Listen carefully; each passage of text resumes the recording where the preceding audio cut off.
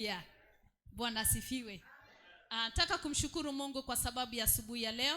Asante sana kwa kuja kwa nyumba ya Mungu. Ninajua ya kuwa kuna jambo nzuri ambalo umekuja kutafuta kwa nyumba ya baba yako. Bwana asifiwe. Wale ambao pia mnatutazama, karibuni katika jina la Yesu Kristo. Mimi ni Pastor Jericho Ewotonlo Kitoe wa kanisa letu hapa. Bwana asifiwe. Kwa hivyo nitaomba tu twende moja kwa moja kwa neno la Mungu ambalo Bwana ametutayarishia asubuhi ya leo. Bwana asifiwe. Nataka ujiambie kitu kimoja. Bwana asifiwe. Haleluya. Ambia moyo wako, tarajia kutoka kwa Bwana. Tarajia kutoka kwa Bwana. Nena na moyo wako, ambia moyo wako, tarajia kutoka kwa Bwana. Ninasema hivyo kwa sababu ni Bwana ndiye anayeweza kutulisha sisi na kuachilia neno lake kwa ajili yetu. Bwana asifiwe. Kwa hivyo asubuhi ya leo nina ujumbe ambao Bwana ametia katika moyo wangu, na kichwa cha ujumbe kinasema kuwa tusichoke kutenda mema. Haleluya. Haleluya. Mwambie mwenzako usichoke kutenda mema.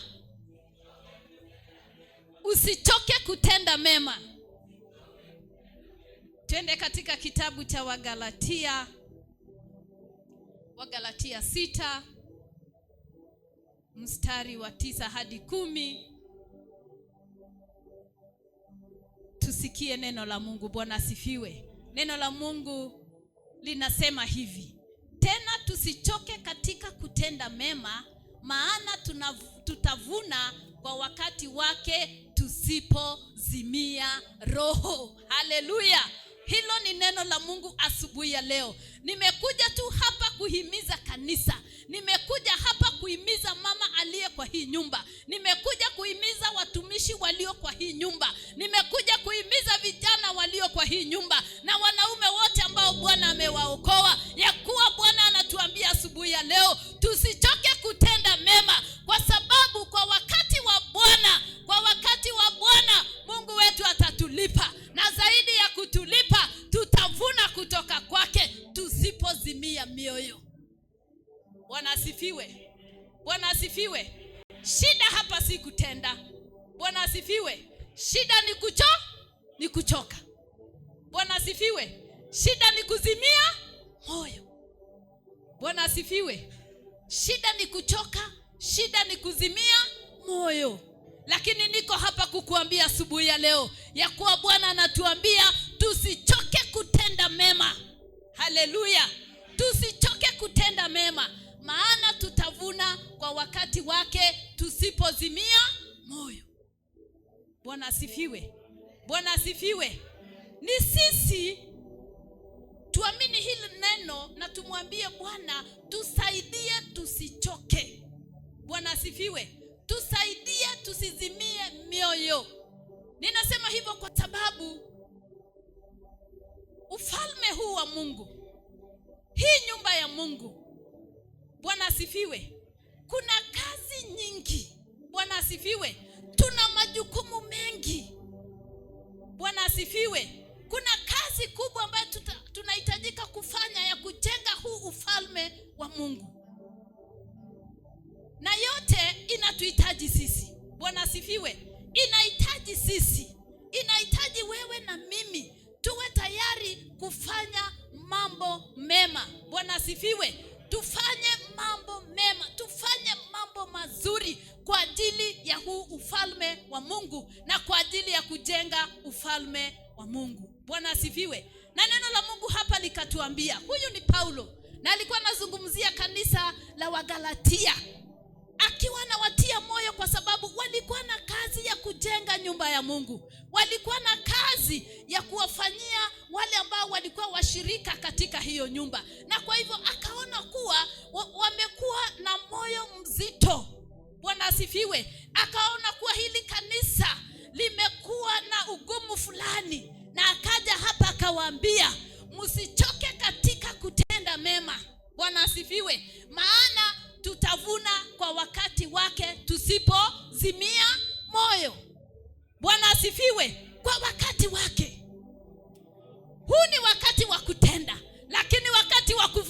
unakuja. Haleluya. Huu ni wakati wa kufanya kazi, huu ni wakati wa kufanya mema, lakini wakati wa kuvuna unakuja. Bwana asifiwe. Bwana asifiwe. Wewe tenda. Haleluya. Wewe fanya. Ngoja wakati wa kuvuna. Bwana asifiwe. Huu si wakati wako wa kuvuna. Bwana asifiwe. Kwa sababu unajua mara nyingi sisi watu ambao Bwana ametuokoa, watu nasema hata sisi ni binadamu. Bwana asifiwe. Si watu nasema hivyo. Unafanya kitu alafu ikifika mahali ukiona umefinyika sana unasema Bwana asifiwe. Hata mimi ni mtu ninaweza kosa. Hata mimi ni mtu ninaweza pungukiwa. Lakini mimi ninataka kukuambia usichoke katika jina la Yesu. Haleluya. Kwa sababu huu si wakati wa kuvuna. Wakati wa kuvuna unakuja. Haleluya. Wakati wa kuvuna uko. Wakati wa kuvuna bado. Kwa hivyo wewe tenda katika jina la Yesu. Haleluya. Bwana asifiwe. Bwana anatuhimiza asubuhi ya leo. Huu ni wakati wetu wa kuendelea kutenda mema. Bwana asifiwe. Kuendelea kufanya mema. Bwana asifiwe. Usichoke. Mimi najua kitu ambacho huwa kinatuangusha hapa ni changamoto. Bwana asifiwe. Unataka kufanya, huwa unafanya, unatarajia kufanya, uko tayari kufanya, lakini changamoto zinakuja. Bwana asifiwe. Lakini changamoto zinakufikia. Bwana asifiwe. Kama siku ya leo kila mtu ako na slogan, si ndio? Kama sisi Waturkana ambao tunaishi kwa hii county, wale ambao wanafanya kazi kwa county saa hii, kila mtu ako na slogan. Bwana asifiwe. Ya kusema hii county.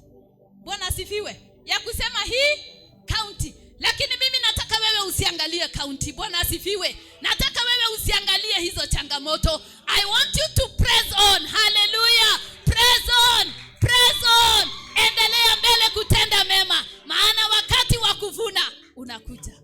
Hallelujah. Bwana asifiwe. Bwana asifiwe. Tusipozimia moyo. Bwana asifiwe. Tusipozimia moyo. Kuvuna iko, lakini usipozimia moyo. Kama kuna jambo ambalo umekuwa ukitenda, kuna kazi ambayo umekuwa ukifanya kwa ufalme wa Mungu. Bwana asifiwe. Kwa nyumba ya Mungu.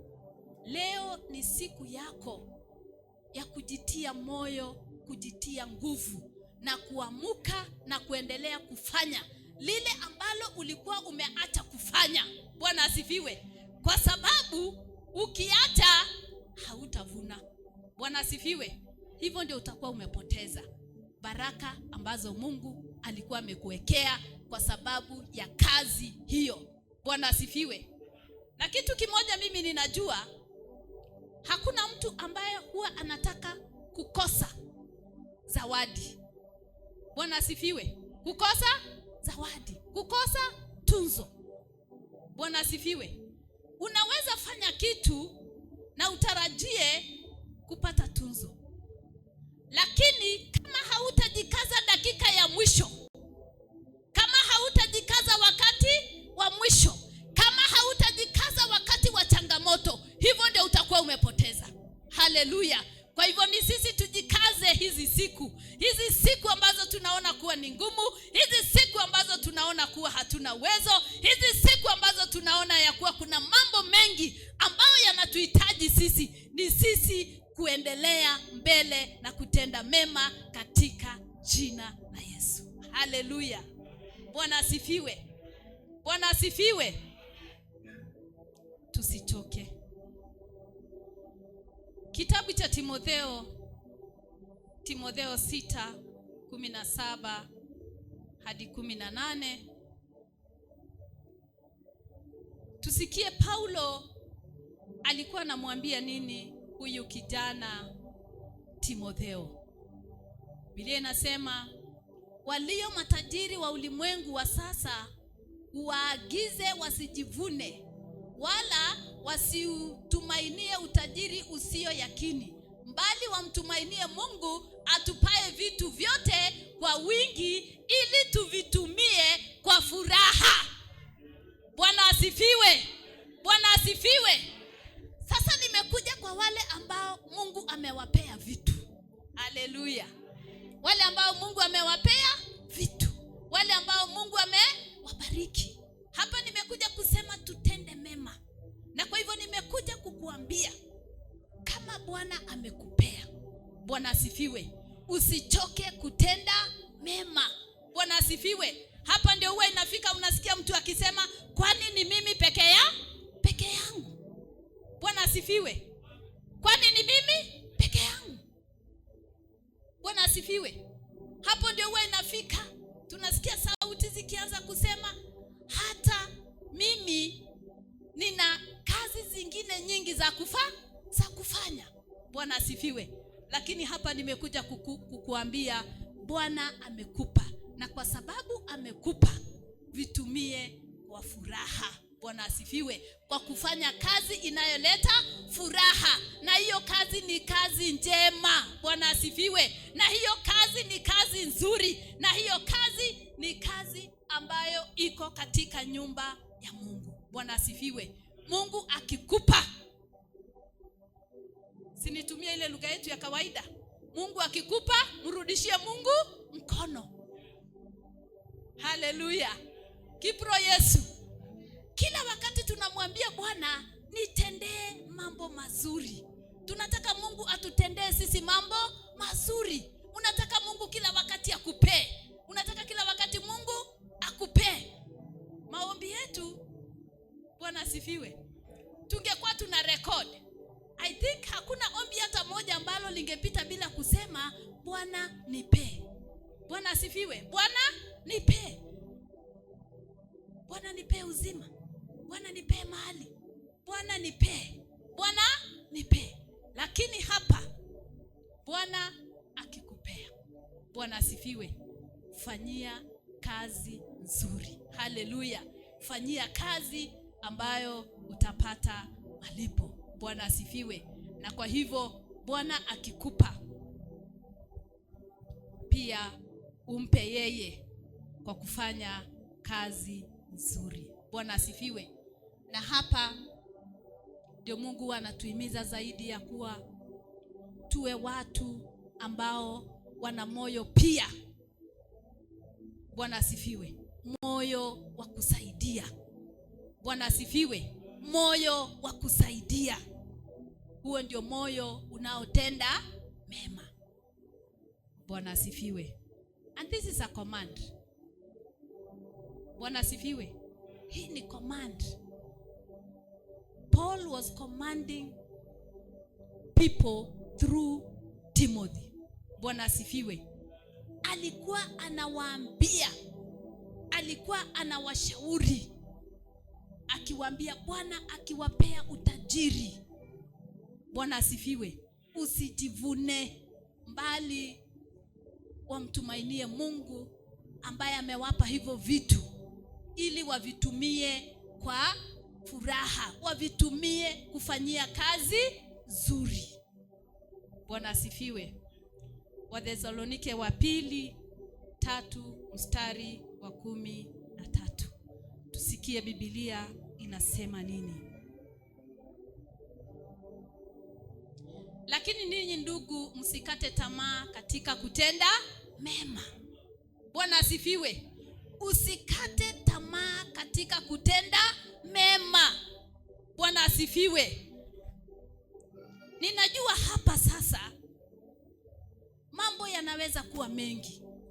Bwana asifiwe. Changamoto zinaweza kuwa mingi. Lakini neno la Mungu linatuambia hapa tusikate tamaa katika kutenda mema. Bwana asifiwe. If obstacles are going to be there, let them not hinder you from doing good.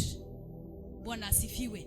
Vizuizi vikiinuka, mambo yakikuwa magumu, changamoto zikikuwa nyingi, mimi nimekuja tu kukuhimiza asubuhi ya leo ya kuwa usikate tamaa katika kutenda mema. Endelea kuwa na tamaa ya kutenda mema, kwa sababu ukiendelea kuwa na hiyo tamaa ya kutenda kufanya njia katikati ya hizo changamoto, katikati ya mambo hayo magumu, katikati ya vizuizi. Mungu atafanya njia na wewe utaweza kufanya ile kazi ambayo ulikuwa unatarajia kufanya. Bwana asifiwe. Lakini tu ukikata tamaa, hiyo inakuwa mwisho. Bwana asifiwe. Hata hiyo kazi tena haitakuwa ndani yako. Bwana asifiwe. Kwa sababu tayari umekata tamaa. Tayari umesema imefika mwisho. Tayari umesema sina kitu. Bwana asifiwe. Tayari umesema siwezi. Tayari umesema hii nimewacha. Tayari umesema hii mimi siwezani nayo. Bwana asifiwe. Lakini mtu ambaye anaendelea kuwa na tamaa ya kufanya hiyo kazi, anaendelea kumtumainia Bwana na kumwambia Mungu, nipe vitu. Bwana asifiwe. Nipe vitu. Bwana asifiwe. Nipe mali niendelee kutenda mema. Haleluya. Bwana asifiwe. Tusikate tamaa. Bwana asifiwe. Unajua nilitangulia kuambia hii kazi ya Mungu, hii nyumba ya Mungu, huu ufalme wa Mungu una kazi nyingi. Inahitaji watenda kazi. Bwana asifiwe. Na inahitaji watu walio tayari kufanya kazi yote, kazi nzuri kwa nyumba ya Mungu. Bwana asifiwe. Ndio unaona mara nyingi kanisa, sisi tusipofanya, Bwana asifiwe, wewe usipofanya, mimi nisipofanya, hakuna kitu inafanyika kwa kanisa. Bwana asifiwe. Na hiyo ndio sababu hatutaki kuwadanganya. Kama kuna kazi ambayo inafaa kufanyika, ni sisi tunafaa kufanya. Bwana asifiwe. Ni wewe unafaa kufanya, na unafanya na kile Mungu amekupea. Bwana asifiwe. Na kile Mungu amekupea. Na kama Mungu amekubariki, kubali kuwa Mungu amekubariki, na ufanye kazi ya nyumba ya Mungu bila kukata tamaa. Haleluya. Kama Mungu amekubariki, hata sisi tunaona Mungu amekubariki, na tutasimama tu hapo. Bwana asifiwe. Tutasimama hapo na tutakwambia kuna kazi inahitajika ifanyike. Haleluya. Usifikirie tutanyamaza, kwa sababu ni kazi ya nyumba ya Mungu na ni kazi nzuri. Bwana asifiwe. Hakuna kazi mbaya tutafanya hapa. Bwana asifiwe.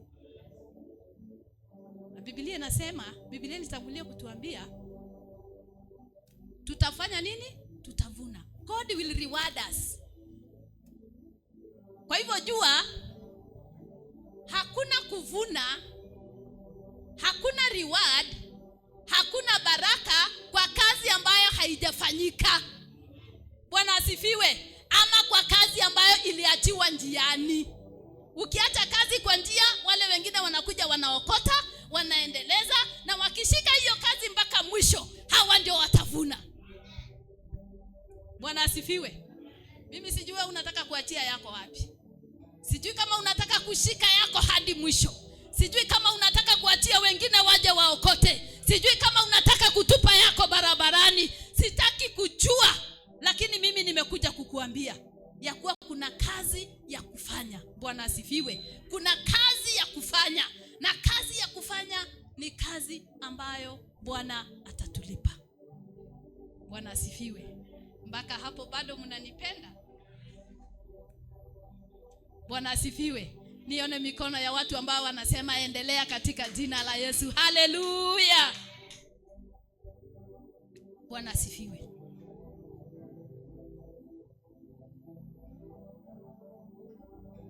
Usichoke. Bwana asifiwe. Usikate tamaa. Mara nyingi huwa tunajitia moyo kwa neno la Mungu ambalo linapatikana katika kitabu cha Wakorintho wa kwanza 1:9. Huwa tunasema Mungu wetu ni Mungu mwaminifu. Bwana asifiwe. Hata katika kazi ambayo unafanya, Mungu ni Mungu mwaminifu. Bwana asifiwe. Mungu ni Mungu mwaminifu. Bwana asifiwe. Wakati unajitia moyo kwa mambo mengine yote, ukisema Mungu ni mwaminifu, jitie moyo pia kwa kazi ya Mungu, ukimwambia Mungu, mimi najua wewe ni mwaminifu, na uendelee mbele kufanya, na uendelee mbele kutenda, ukijua ya kuwa huyo Mungu ambaye ni mwaminifu kwa yale mambo mengine yote, hata ni mwaminifu katika hiyo kazi ambayo unafanya. Bwana asifiwe. Bwana asifiwe. Najua ubaya wetu huwa tuna apply maandiko mahali pengine, alafu mahali pengine. Bwana asifiwe. Mahali pengine tunaweka matumaini katika vitu vingine. Bwana asifiwe. Kwa sababu hata sasa hivi nikisema tunaweza kujenga kanisa ya mamilioni. Bwana asifiwe. Watu wataanza kujiangalia hivi, waanze kuuliza pesa iko wapi? Bwana asifiwe. Mbona usiseme kama vile huwa unasema wakati unatarajia Mungu akufanyie kitu? Si wakati unatarajia Mungu akufanyie kitu ndio wakati sana huwa unasema, lakini ninajua Mungu ni mwaminifu atatenda. Bwana asifiwe. Mbona usiseme wakati huo ya kuwa ninajua? Bwana asifiwe. Wakati wa changamoto, wakati mambo hayaenendi sawa, wakati una ugumu wa kutenda lile jambo ambalo unataka kutenda, mbona tu usisimame na kusema kama vile huwa unasema Mungu ni mwaminifu? Useme hata hapa, hata leo, hata katika hii, wewe Mungu bado ni mwaminifu. Bwana asifiwe. Bwana asifiwe. Ni hapo tu ndio huwa tunapotelea. Hapo tu ndio huwa tunakata tamaa. Bwana asifiwe. Lakini ungekumbuka ya kuwa ndio huna pesa saa hizi, lakini kuna kazi ambayo huwa unafanya. Bwana asifiwe. Lakini kuna kitu ambacho unatamani kufanya, na ukumbuke kama vile Mungu ni mwaminifu kwako kwa mambo mengine, hata kwa hii anaweza kuwa mwaminifu. Hautakata tamaa, utaendelea na Mungu atafanya njia na utafanya jambo hilo. Haleluya. Bwana asifiwe. Bwana asifiwe. Tusikate tamaa. Bwana asifiwe. Tusichoke. Maana bado hatujafikia wakati wa kuvuna.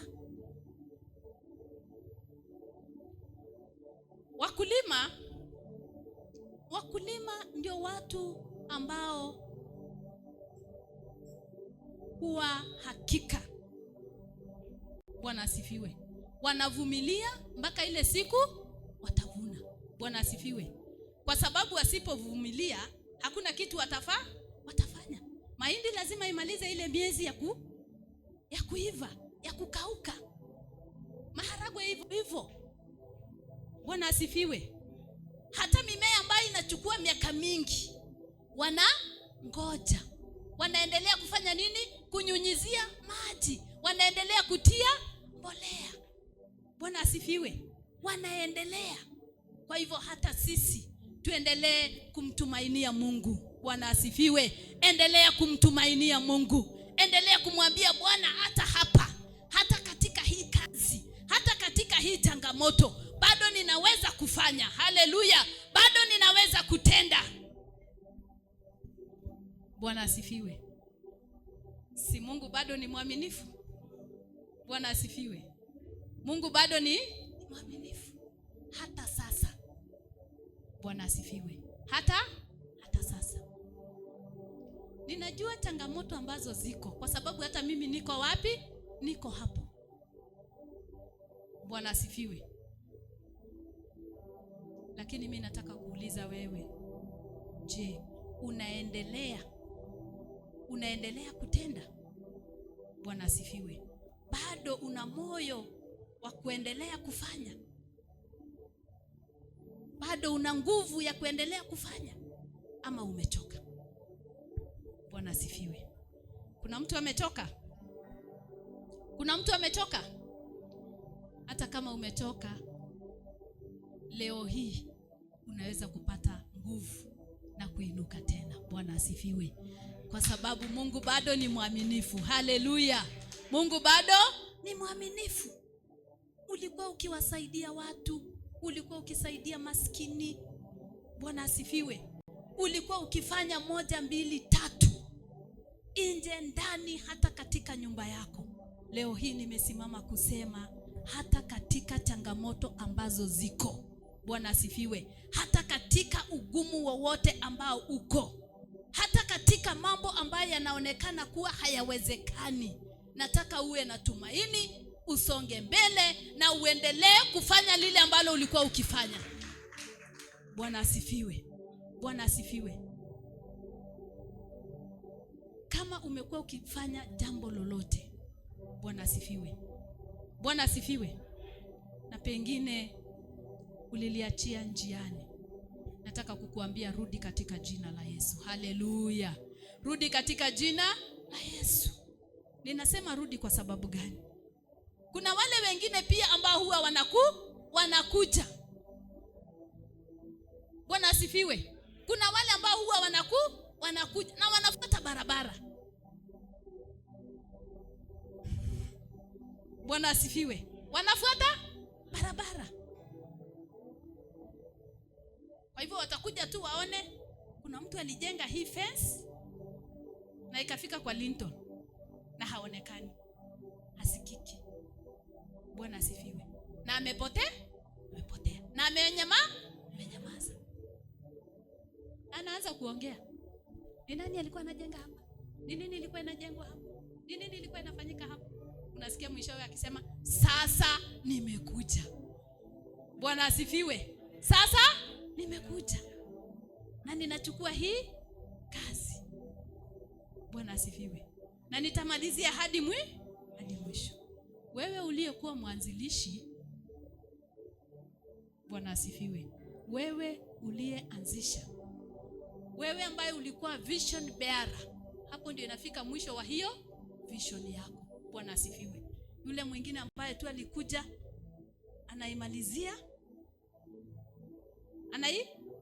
anaimalizia, na akishaimalizia, yeye ndiye Mungu anamwandikia reward. Bwana asifiwe. Sijui hapo utakuja kuuliza nani? Kipro Yesu, utakuja kuuliza nani? Leo hii nimekuja kukuambia Mungu wetu ni Mungu mwaminifu hata leo. Bwana asifiwe. Na tunaweza kutenda hata zaidi wakati tuko na hizi changamoto. Bora usikate tamaa. Bora uwe na moyo wa kuendelea. Bwana asifiwe. Na kama kuna watu ambao Mungu amewasaidia sana, ambao wako na huo moyo wa kutokata tamaa, ni sisi wa mama. Bwana asifiwe. Sisi tu huwa tunafanya nini? Tunajaribu. Ukiona hapa inataka kuleta kichwa, una turn left. Bwana asifiwe. Ukiona left inataka kuleta kichwa, unasonga mbele. Na Mungu tu anatusaidia na tunafaulu.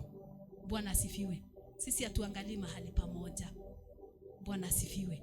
Kwa hivyo hata wewe usiangalie mahali pamoja, iwe mwisho wako ukose kufanya lile ambalo ulikuwa ukifanya, na mwishowe ukose thawabu ambaye Mungu alikuwa amekuwekea. Bwana asifiwe. Kumbuka, thawabu ni kwa kazi ambayo imefanyika na imekamilika. Ukiachia njiani, mimi sijui, kwa sababu sijasikia Biblia ikisema hata ukishindwa Mungu atakuzawadi mpaka mahali umefika. I think contractors tu ndio huwa wanalipwa mpaka mahali wamefikisha kazi. Bwana asifiwe. Lakini hii ya Mungu ni mpaka mwisho ndio unalipwa. Ambia mwenzako ni mpaka mwisho. Ambia ni mpaka mwisho. Mpaka mwisho. Bwana asifiwe. Katika utimilifu na katika ukamilisho, hapo ndio tunapata reward. Bwana asifiwe. 1 Corinthians 15 verses 58.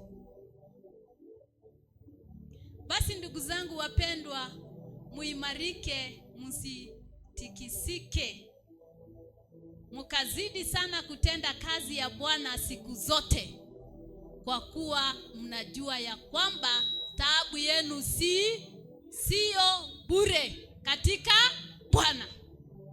Bwana asifiwe. Hii project wewe unahangaikia hapa. Bwana asifiwe. Hawa mama ambao hawajiwezi wewe unahangaikia hapa. Hawa watoto ambao wanahangaikia hapa. Yule mama ambaye wewe unahangaikia huko kwako.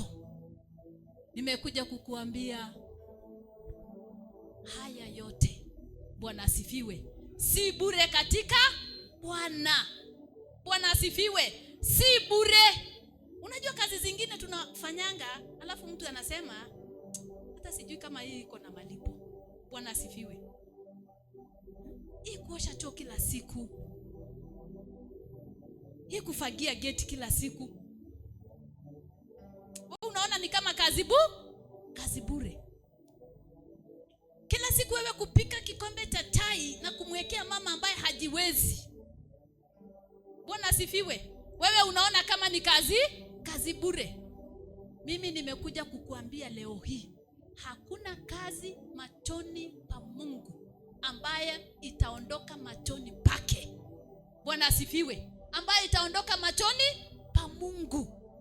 Bwana asifiwe. Machoni pake anaona kila kitu, anaona kila kazi, na ana zawadi kwa sababu ya kila tendo njema. Bwana asifiwe. Hiyo ndio sababu yule tajiri pamoja na Lazaro, si tajiri aliamua kufanya vitu vyake, akaona tu huyu ni bure. Lakini siku ya mwisho, Bwana asifiwe, lakini siku ya mwisho alijuta, akasema ningelijua niwe ninamulisha. Bwana asifiwe. Singekuwa wapi? Singekuwa hapa. Lakini kwa sababu aliamua kufanya kazi ambaye haimpendezi Mungu, ilibidi apate zawadi. Bwana asifiwe. Ambaye inalingana na ile kazi ambayo alikuwa akifanya. Bwana asifiwe.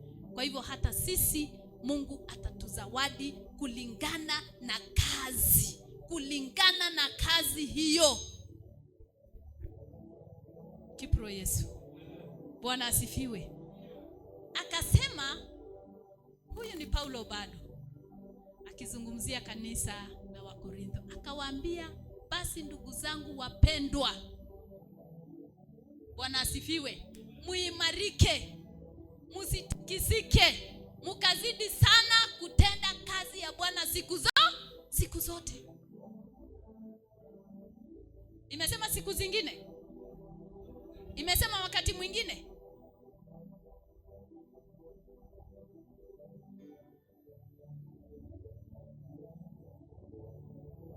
Siku zote. Bwana asifiwe. Siku zote. Kumaanisha tukiwa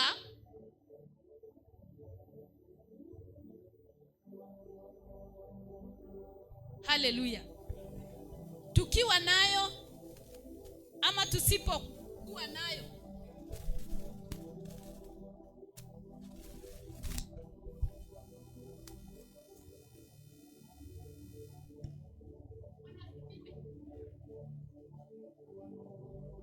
siku zote inamaanisha wakati wa utele, wakati wa upungufu, wakati usiofaa, wakati unaofaa, ni lazima tuendelee kutenda mema. Haleluya. Bwana asifiwe. Ni lazima tuendelee kutenda mema all times. Najua shida yetu ni moja.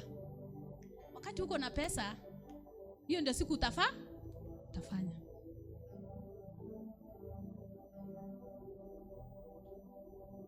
Bwana asifiwe. Hiyo ndio siku utainua mkono, kwa sababu najua iko kitu wapi? Kwa mfuko. Ama kitu iko kwa account. Kipro Yesu. Hiyo ndio hata hiyo siku unatamani watangaze waseme iko project ya kufanya. Lakini ile siku mshahara imechelewa. Ile siku wanafunzi ni kama wote. Ile siku ukame imewaka. Nasema sasa hata afadhali tu hii kazi. Bwana asifiwe. Afadhali tu hii kazi ifanye nini? Ikae. Bwana asifiwe. Hatukati tamaa. Mwambie mwenzako hatukati tamaa. Hatukati tamaa. Tutafanya kazi ya Mungu siku zote. Bwana asifiwe. Siku zote. Na Biblia ikasema kwa kuwa mnajua ya kwamba taabu yenu sio bure katika Bwana. Nikwambie kitu hapo. Unataka nikwambie kitu? Afadhali kuhangaika kwa sababu ya Mungu. Bwana asifiwe. Kuliko kujihangaikia na mwishowe. Bwana asifiwe.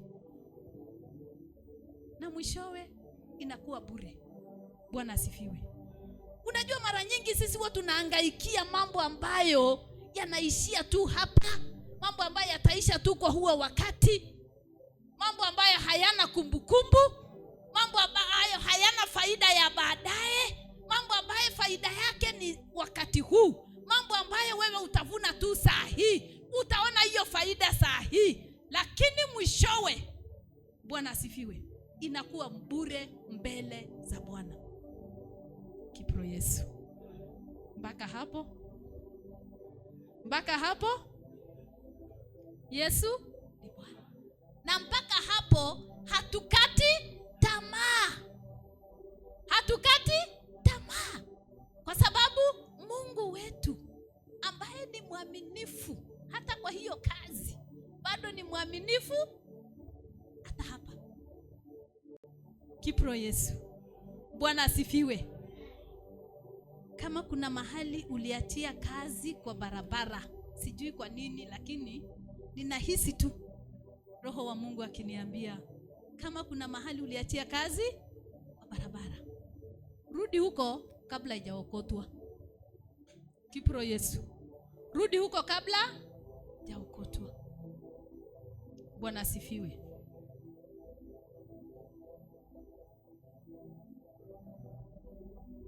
Tuimarike. Tusitingizike. Bwana asifiwe.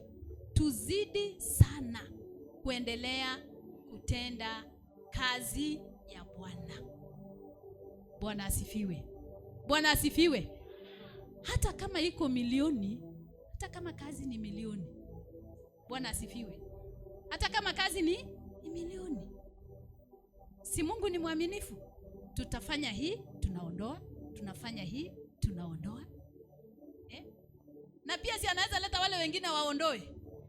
Bwana asifiwe. Analeta hata wale wengine wanaondoa. Bwana asifiwe. Na Mungu wetu anakuwa Mungu mwaminifu. Bwana asifiwe. Tuna Mungu anayeweza. Tuna Mungu anayetuwezesha. Bwana asifiwe. Tuna Mungu anayeweza na tuna Mungu anayetuwezesha. Sisi si watoto wa kulia, kwa sababu sisi ni watoto wa tajiri. Mungu wetu ni Mungu tajiri. Kwa hivyo kama kuna kitu ambacho unaweza kufanya, Mungu anaweza kukupa wewe utajiri na unakamilisha hiyo kazi. Bwana asifiwe. Nitoe mifano tu kwa Biblia katika jina la Yesu Kristo, ili ujue wakati tunakuambia fanya hadi mwisho, hata wakati wa changamoto, siku zote kuna wale ambao walisimama na wakafanya, na mwishowe Mungu akawa mwema kwao.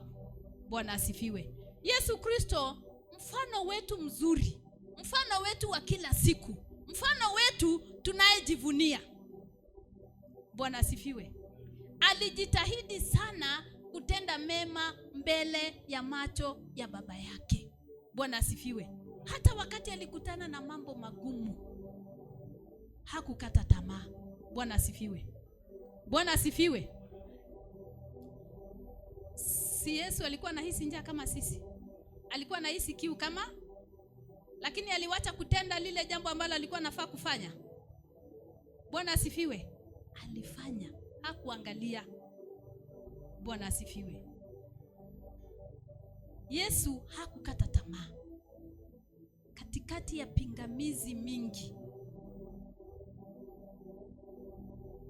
hakukata tamaa. Aliendelea mbele akimwaminia Mungu, na Mungu mwishowe akampa ushindi na akakamilisha commission ile ambayo Mungu alikuwa ameweka juu yake. God has commissioned us to do all the works of his house. Bwana asifiwe. All the works of his house. Hakuna kazi ndogo kubwa ambayo si yetu. Kipro Yesu. Hapo ndio utajua si kazi ya pastor, ni kazi ya nani? Yetu. Kipro Yesu. Paul, another good example. Paul alikuwa na changamoto nyingi, lakini alisafiri. Bwana asifiwe. Alisafiri inchi hadi inchi, akasafiri kutoka kanisa moja hadi lingine, akifanya kazi ya Mungu. Hakujali. Kitu ya kwanza alikuwa naumia, alikuwa na kidonda. Bwana asifiwe. Lakini hakufanya nini? Hakuangalia. Lakini leo hii niambie tu, uwe mgonjwa, uwe mdhaifu. Bwana asifiwe. Hapo ndio sisi huwa tunasema hata Mungu anajua, hata Mungu anajua mimi ni mgonjwa. Kwa hivyo Mungu anaweza. Bwana asifiwe. Wacha nisimalizie hiyo. Bwana asifiwe. Mimi nataka kukuambia hata katika hiyo changamoto, fanya lile jambo ambalo Bwana alikuwa amekupa kufanya, na zaidi katika nyumba yake. Bwana asifiwe. Kwa watu wake. Biblia inatuambia tutende mema, na zaidi kwa wale walio wa nyumba ya Mungu. Tusiwe tunajisahau pia. Bwana asifiwe. Usiwe unasahau wale watu ambao pia unakaa na wao. Ati unasema Metri anaweza omba Mungu amfungulie njia, afadhali mimi nisaidie wale. Bwana asifiwe. Hapana. Nehemia akawa na upingamizi mkubwa sana wa kina Sambalati. Wakati ukuta wa mji wa Yeriko ulipoangushwa, na yeye akapata hiyo habari, akarudi nyumbani akasema, nitarudi kujenga ukuta wa mji wa Yeriko. Kukawa na upingamizi mkubwa, lakini Biblia inasema aliendelea kujenga huo ukuta hadi ukuta ukakamilika. Bwana asifiwe. Maadui walikuwa kama wote, lakini alisimama. Kipro Yesu. Alisimama akahakikisha ukuta wa mji wa Yeriko umesimama. Bwana asifiwe. Ngapi tuko tayari kujenga ukuta? Wangapi wako tayari kujenga ukuta? Bwana asifiwe. Kwa sababu Nehemia angesema, wacha niendelee kufanya kazi. Si alikuwa anafanya kazi kwenye alikuwa? Angesema wacha niendelee kufanya kazi huko, alafu niambie wale watu wako huko, kwanza wao wenye wako huko ndio wanastahili kujenga huo ukuta. Si angesema hivyo? Bwana asifiwe. Hivyo ndio hata sisi huwa tunasema. Huwa tunaangalia, alafu tunasema nani ndio anafaa kufanya hiyo? Kipro Yesu. Nani ndio anafaa kufanya? Nani ndio anastahili? Unajua afadhali nani Bwana Mungu amembariki. Bwana asifiwe. Afadhali Bwana nani Bwana anafanya kazi. Mimi hata nisipofanya kitu Mungu anajua. Kipro Yesu. Hii ya Mungu hakuna sababu. Hakuna sababu. Ni moyo na Mungu anafungua Kipro Yesu. Na kazi ya nyumba ya Mungu ina accommodate kila mtu. Kipro Yesu ina accommodate kila mtu. So hata kama wewe ni kijana na hauna, utatafuta kitu ya kufanya hapa. Kipro Yesu, kitu ya kufanya hapa lazima utafute. Kwa sababu si mzuri wakati wengine wanavuna na wewe hakuna kitu unavuna. Alafu baadaye useme, "We, yani kola yakati mtu kandu kutoa dunia." Bwana asifiwe. Hao watu walikuwa wapi kuniamsha hata mimi? Lakini si leo niko hapa.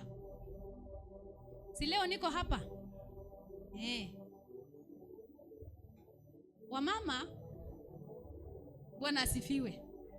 Tuna Ruth alikuwa mjane ambaye mumewe walipotupatana hivi mume wake akaaga. Bwana asifiwe.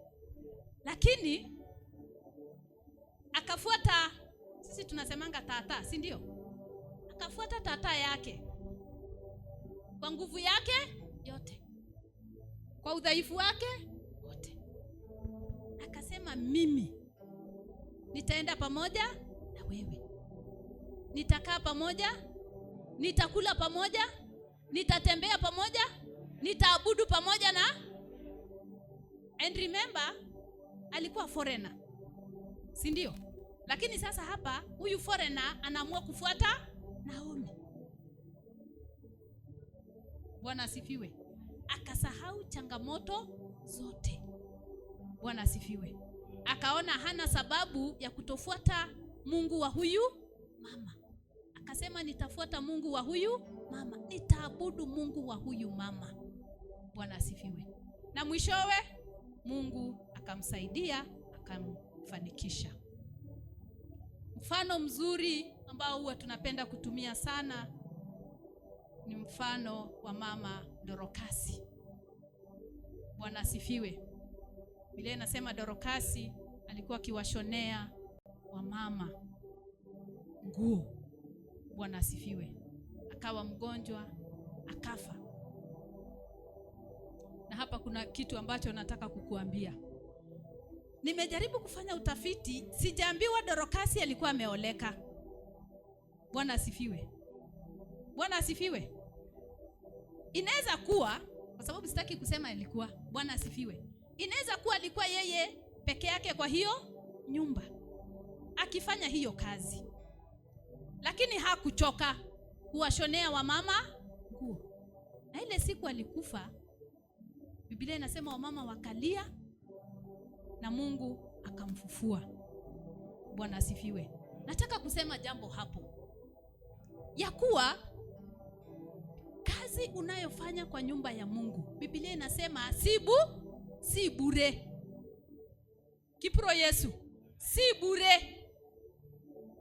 Na nataka ujue, sisi hatuna kitu ya kukulipa, ni Mungu ndiye analipa. Wewe fanya, nenda zako. Jinsi ya kufanya vile utafanya, wakati utafanya, ni wewe na nani? Na Mungu. Bwana asifiwe. Wewe fanya, wewe tenda, ukijua ni kazi ya nani? Ya Bwana. Bwana asifiwe. Hata huyu Dorokasi akafanya tu, si ndio? Lakini mwishowe, mimi nataka kukuambia hivi, chochote kizuri, chochote unachofanya kwa nyumba ya Mungu huwa inaongea. Bwana asifiwe. Huwa inaongea. Na kama unataka kusikia sauti, utasikia sauti wakati ule utakuwa mdhaifu. Bwana asifiwe. Wakati utakuwa mdhaifu, hiyo ndio wakati kazi yako huwa inasimama na inakutetea. Bwana asifiwe. Nataka kuuliza wewe, hiyo siku unataka nini ikutetee? Kipro Yesu, unataka nini ikutetee? Mimi nataka kukuambia, fanya kazi nzuri kwa nyumba ya Mungu, na hiyo kazi itakutetea wewe wakati wako wa mahitaji, wakati wako wa udhaifu, hata wakati wako wa mwisho. Bwana asifiwe. Cornelius hakuwa ameokoka. Bwana asifiwe. Na Biblia inasema alikuwa akiwasaidia watu. Na ukiambiwa ni watu, ujue ni watu. Ukisikia mahali wanasema watu, hiyo ni idadi kubwa. Na inaonekana alikuwa akifanya tu. So wakati mmoja Biblia inasema Mungu akamwangalia na akaona matendo ya huyu jamaa, ni ile kazi amefanya, ni kazi ambayo inahitaji malipo. Bwana asifiwe. Na hapo akapata rehema. Biblia inasema akapata rehema mbele za Mungu kwa sababu ya kuwasaidia watu. Bwana asifiwe. Na hapo ndio akapata wokovu. Bwana asifiwe. Nataka kukuambia kuna watu kwa nyumba ya Mungu ambayo ile kazi huwa wanafanya ndio inawatetea. Bwana asifiwe. Ndio inawahifadhi, ndio inawasaidia. Bwana asifiwe. Ndio inawashughulikia. Bwana asifiwe. Kwa hivyo hata wewe Bwana amekupa hiyo nafasi. Bwana asifiwe. Bwana amekupa hiyo nafasi. Bwana asifiwe. Mpaka hapo bado tuko pamoja. Tusimame katika jina la Yesu. Simama tu katika jina la Yesu. Praise and worship. Mnaweza fika hapa juu. Nataka tumwambie Bwana, Bwana tuko hapa. Bwana tuko hapa. Ni sisi umetuweka kwa hii nyumba. Ni sisi umetuita katika ufalme wako. Ni sisi umetupa kazi ya kufanya. Mwambie tu Bwana, niko hapa. Neno lako limenihimiza ya kuwa kazi ya nyumba yako si kazi bure. Kazi ya nyumba yako si kazi ambayo inaishia tu hapa. Kazi ya nyumba yako ni kazi ambayo ina malipo. Nataka tu mwambie Bwana, nisaidie. Nisaidie, nitie nguvu nisikate tamaa. Nitie nguvu nisichoke. Nitie nguvu Baba, katika jina la Yesu. Inua tu sauti yako, mwambie Bwana, nimekuja tu kuuliza uendelee kunitia nguvu ya kufanya kazi yako. Nisaidie nisizimie hata katika hizi changamoto. Mfalme wa amani, nisaidie nisizimie, maana bado sijafikia wakati wa kuvuna, katika jina la Yesu Kristo. Mwambie tu Bwana, hakika unisaidie.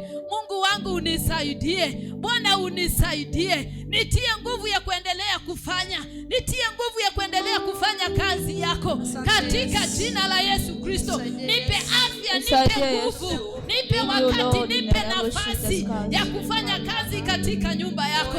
Na ujue ya kuwa hakika huu ni wakati wako. Hii ni nafasi yako. Usingoje wakati mwingine, maana huu ndio wakati. Huu ndio wakati. Wakati ni sasa. Wakati ni sasa, katika jina la Yesu. Nataka kusikia sauti zikimwambia Bwana, tuko hapa. Tuko hapa utusaidie. Tuko hapa ututie nguvu. Tuko hapa utuwezeshe, katika jina la Yesu. Katika jina la Yesu. Mwambie Bwana, sitaki kazi ambayo umenipea niachie kwa njia. Nisaidie nisiache kazi ambayo umenipa. Nisiachie hiyo kazi kwa njia. Nisiache kazi yangu ikiokotwa na watu wengine. Nisiache kazi yangu ikiokotwa na hata maadui, katika jina la Yesu.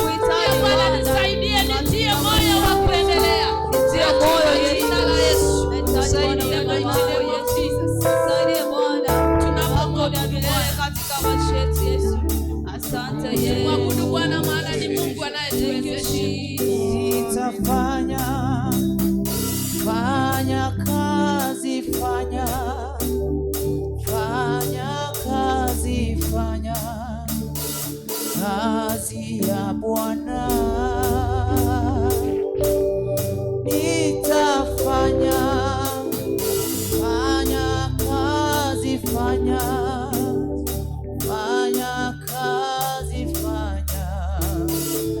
kazi ya Bwana.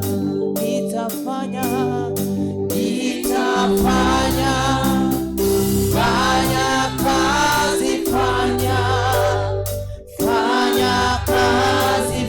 kazi ya Bwana. Kazi ya Bwana.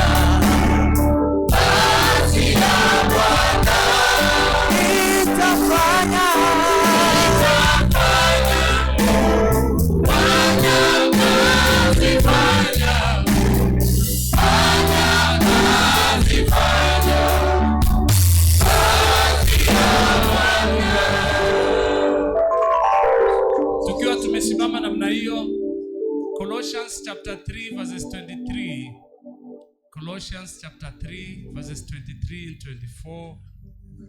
Nataka nishukuru Mungu kwa sababu ya neno la Mungu. Mtumishi wa Mungu, Mungu akubariki sana. Tusichoke kutenda mema. Tusichoke kutenda mema. Ambia jirani yako usichoke kutenda mema. Usichoke.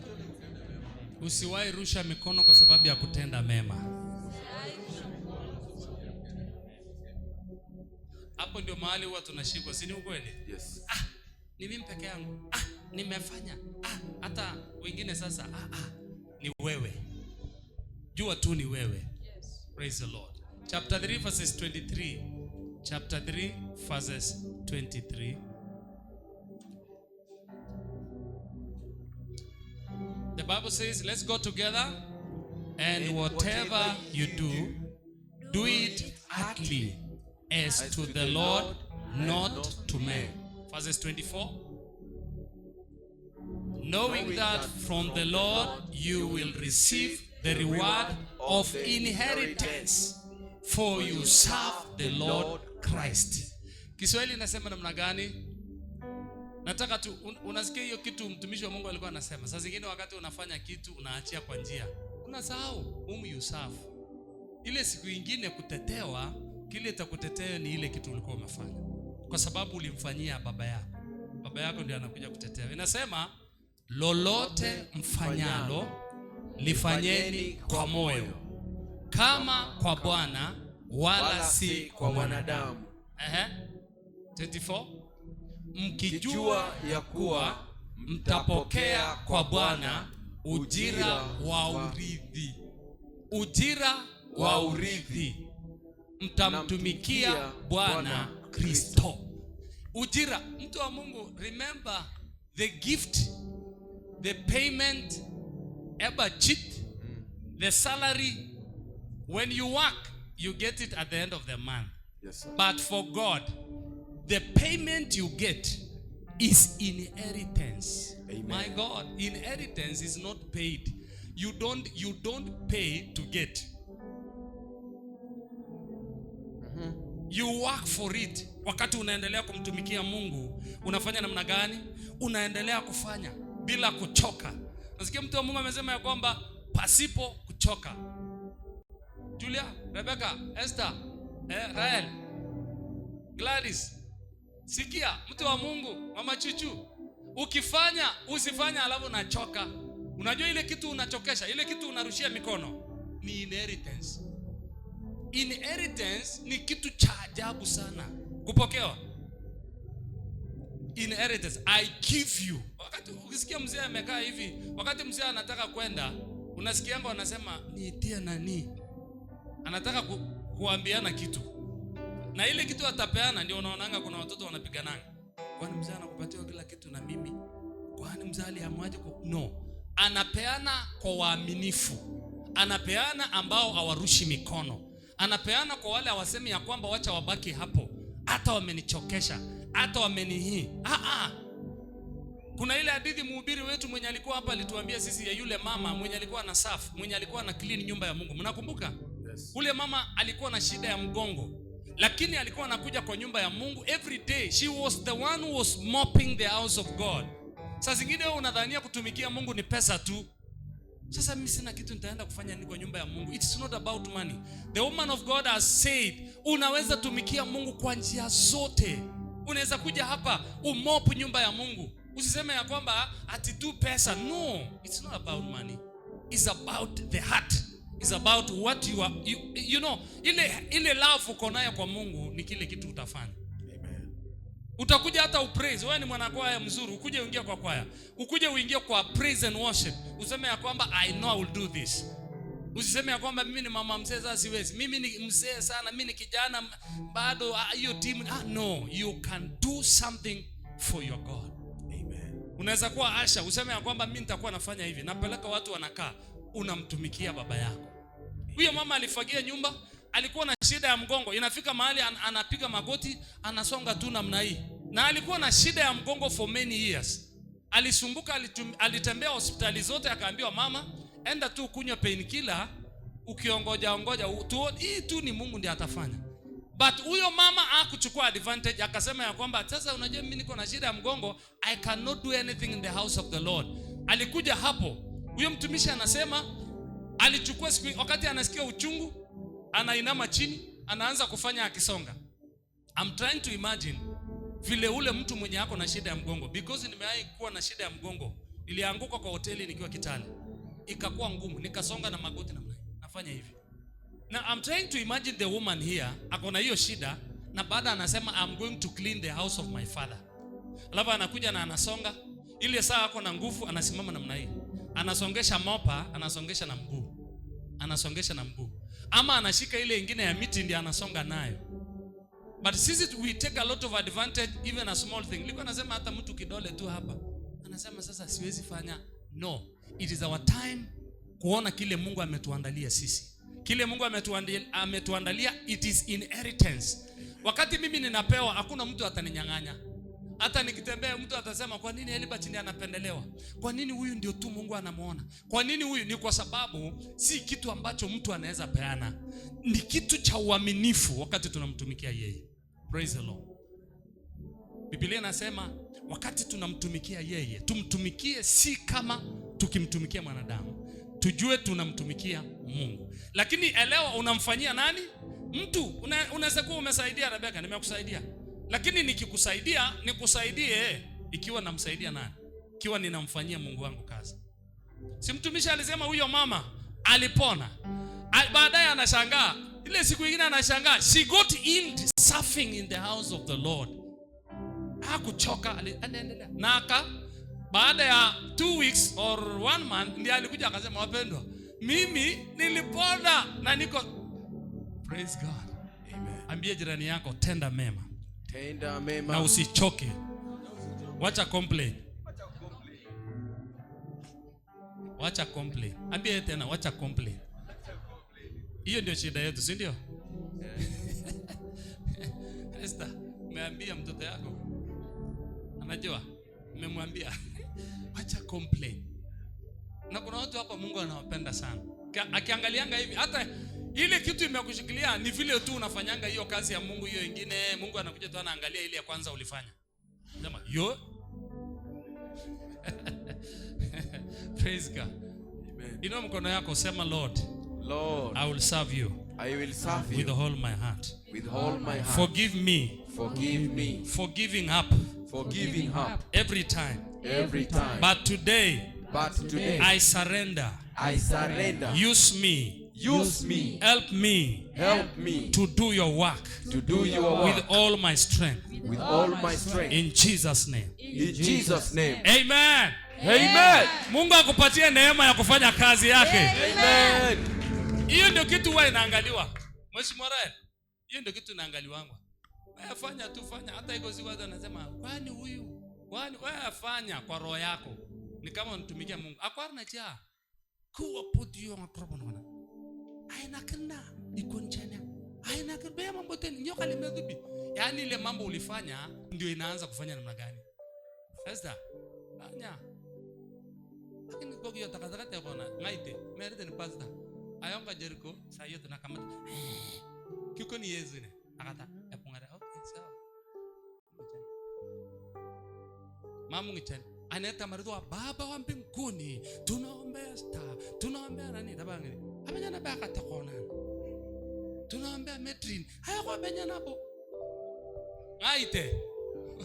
Jesus. I saw this word. Akasema ya kwamba tufanye ikiwa ni kwa nani? Kwa Mungu. Kwa sababu ujira wetu unataka kwa nani? Kwa Mungu. Mungu, mimi nataka hiyo urithi. Amen. Mimi nataka hiyo urithi. Na tukitembea hapa mtaona urithi wa Bwana tunapoendelea kutembea. Amen. Tukiishi kwa hii dunia tutaona urithi wa Bwana kwa maisha yetu. Amen. Amen.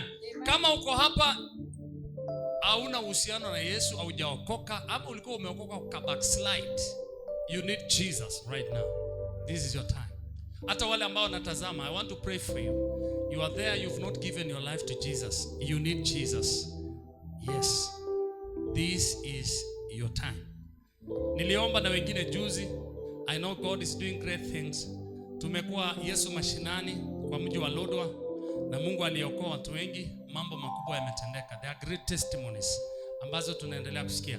If you're here, you want to surrender yourself to Jesus. Kama kuna muujiza mkubwa, ni wakati mtu anajipeana kwa Yesu. Anasema ya kwamba Lord, I am here, I'm available. Kuna mtu kama huyo, unataka kuokoka, you want to surrender yourself to Jesus? Alright. Kama hakuna basi, nataka niombe na mtu ambaye wewe ni mgonjwa, na ama kuna mtu wako ni mgonjwa mahali. Last Friday kuna watu walimiss mambo makubwa. Sometimes when you miss some meetings, you are missing the move. You are missing the move ya mzee. Mzee alitushughulikia sisi Friday night hapa. It was not even a kesha. It was something else. Yeah, it was amazing. Mungu aliongea hapa kwa sauti, kupitia kwa vyombo. Nyinyi mnasemanga ni pastor, ni lazima pastor aongee. Aliongea kwa chombo kingine, na Mungu alitukuzwa. Praise God. Glory to God. Tuliombea watu wale wako ICU. Kuna wale ambao wako ICU, wengine wamekuwa na issues tofauti. I know the hand of the Lord ameanza kushughulikia wao, na ni mzuri. In Jesus name.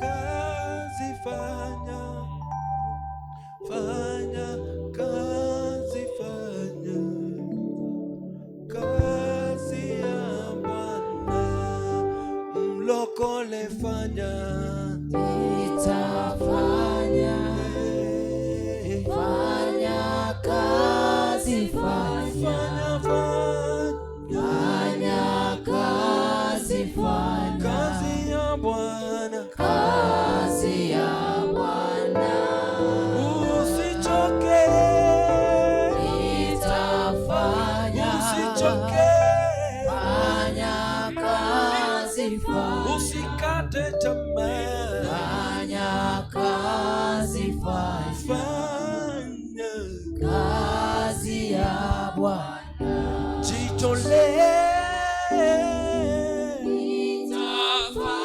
jitolee sana, fanya kazi, wewe fanya tu, fanya kazi, kazi ya Bwana, kazi ya Bwana.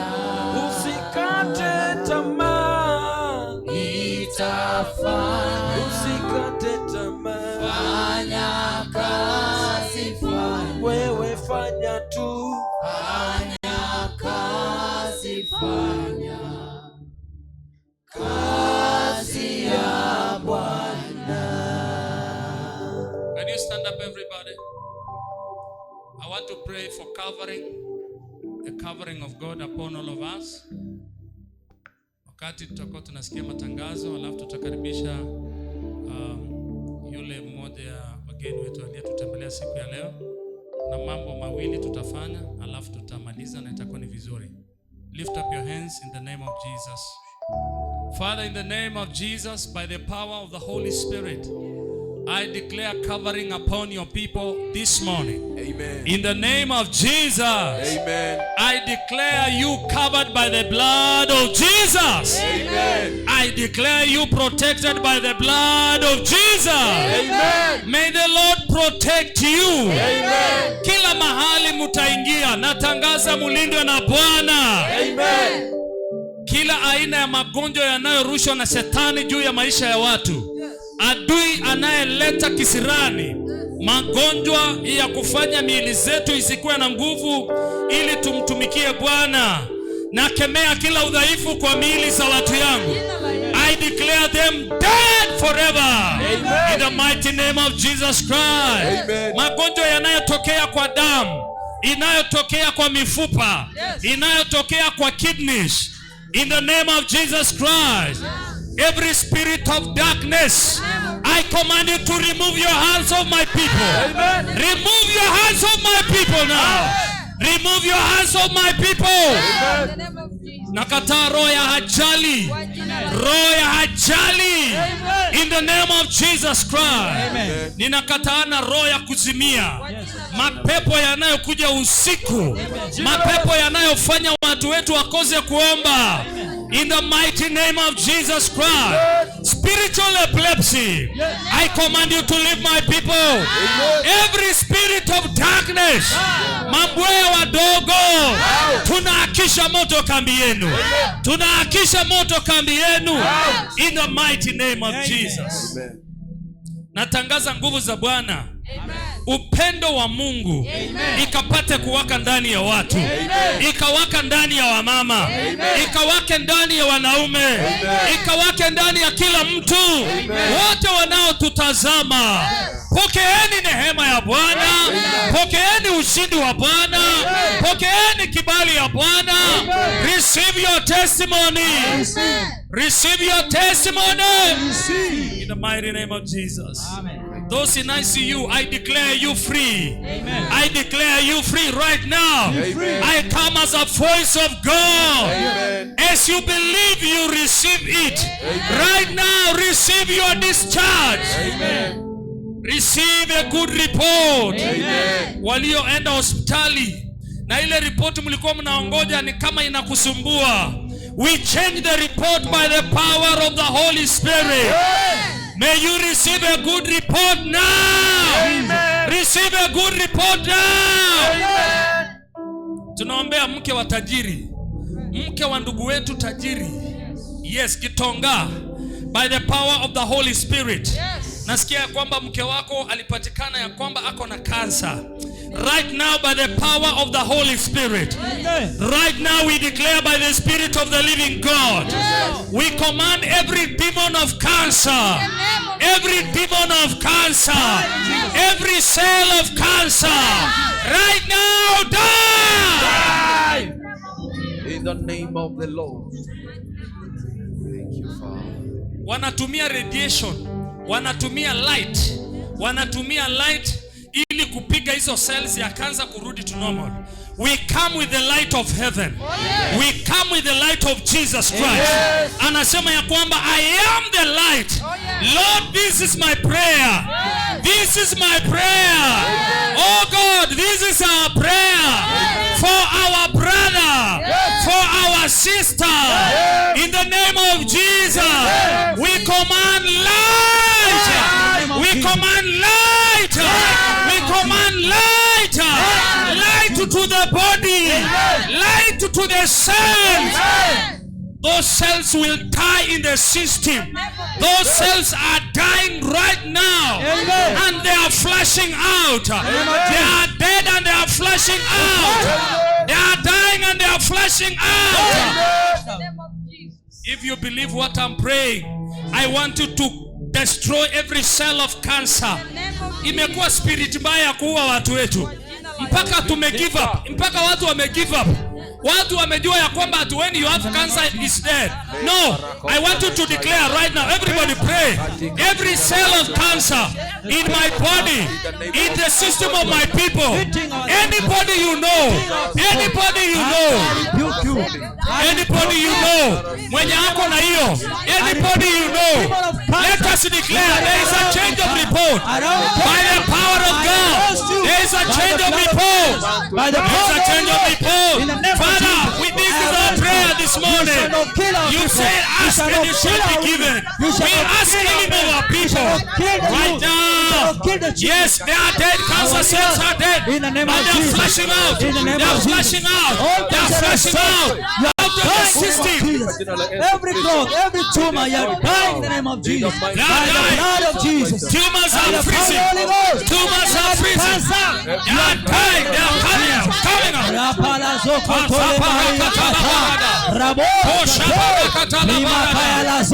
flashing out. They are flashing out. Those cells are flashing out. Every cancer, you are dying in the name of Jesus. By fire, by the blood of Jesus, by the power of the Holy Listen, Ghost. child of God, I'm instructed we do this. Every time somebody has this sickness, he has to go to the hospital. He has to go to other hospitals outside the country. Lazima resources zitumike. Vitu vyote. Na inaleta pia hofu kwa familia. I want us to know there is one physician, the great doctor, anaitwa Jehovah Rapha. Amen. He is the doctor. Amen. He has been healing us here. Amen. He is the Lord who can heal our people wherever they are. Today we are praying for those families. We are praying for those people you know ambao wamekuwa na hiyo issue. Right now by the power of God, you know what we are going to do? We are going to kill. I want you to see what I'm seeing. I don't know what you're seeing, but I am seeing cells surrendering to the light of Jesus Christ. Amen. We receive everything by faith. Tunapokea kwa imani. So what we are doing right now, I am not seeing grief. I am seeing life. Amen. I am seeing restoration. Amen. I am seeing a comeback. Amen. Comeback. Yani somebody who was weak, somebody who was dying, coming back to life. Amen. Thank you, Jesus. It's the same thing we did here some times back. We were praying for one woman. I think Mrs. Jennifer is here. Na Pastor Sam. Walikuwa wanajua the woman who was there. Tuliomba hapa. Hata hakukuja hapa. Tukiwa hapa, Sam akaenda akafanya the same. The woman is alive until today, until the devil is confused. We will confuse him even right now. Amen. Do you know what? At times, ni vile sisi huwa tuna give up. Shetani anasema, hey, they have given up. There is nothing bigger than the name of Jesus. Amen. The Bible says in Philippians 2:10, in the name of Jesus, every knee shall bow. Even cancer, it has a name. Everything has a name.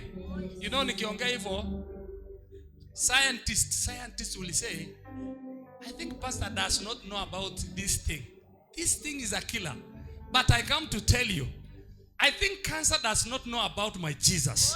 My Jesus is the killer of cancer. Saa hizi inaua pastors, inaua wazee wa kanisa, inaua wa mama, inaua nini. So before it kills us, let us kill from our people. Amen. Before it destroys anything in us, we destroy it as early as now. Any cell, any kind of, kama kuna sign yeyote, unasikianga sijui nini, I want you to touch your stomach right now and declare by the power of the Holy Spirit ya kwamba no cell, hakuna ile itakuwa kwa hii mwili. I cover myself with the blood of Jesus and the radiation, the light of the Holy Spirit into my system. Declare into yourself that my body is the temple of the Holy Spirit. no sickness, no disease, no infirmity, no tumor will rest here. No one, even in the body of my people. In the name of Jesus Christ, we frustrate in our system, in our bodies. In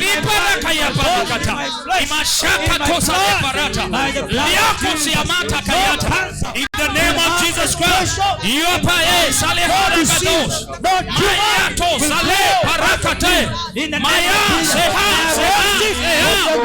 our people are rising, coming back strong by the power of God. As we serve the Lord, you need to be strong to serve Him.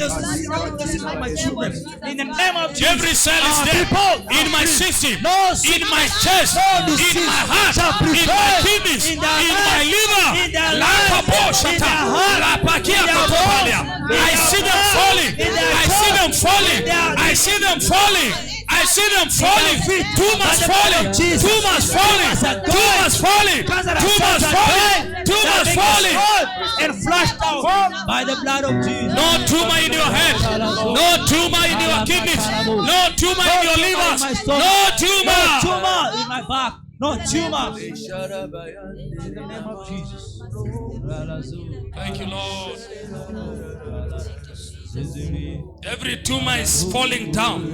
It's falling down. It's falling down. In the name of Jesus. They are disappearing. Amen. Mahali ilikuwa imemea, they are disappearing. Amen. They are disappearing. Amen. They are disappearing. Amen. In the mighty name of Jesus, if you believe, say a big amen. Amen. Can you celebrate Jesus something? We give you praise. We give you glory.